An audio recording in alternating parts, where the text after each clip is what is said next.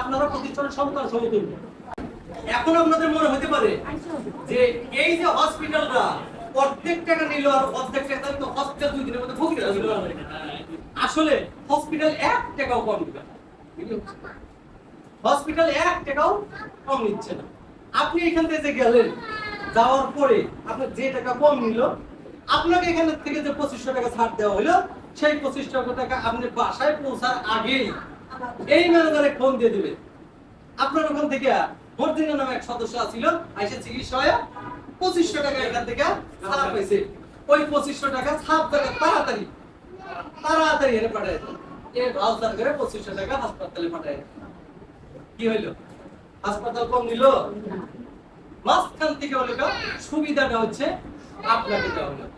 আপনাদের জন্যই আসলে এই হসপিটালে করা। আপনার ফ্যামিলিতে যারা আপনার সন্তান আছে, আপনার স্বামী আছে, এরা কিন্তু সুবিধা পাবে, একই সুবিধা। ঠিক আছে?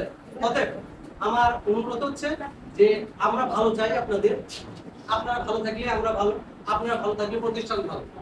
তা আপনারা প্রতিষ্ঠানের সন্তান সমতুল্য, যার কারণে আপনাদের ভালোর জন্য এটা করা হয়েছে। আশা করি যে আপনারা হসপিটালে যাবেন, সুবিধা নেবেন, আপনারা ভালো থাকবেন, আমরা ভালো থাকবো। ধন্যবাদ সবাই।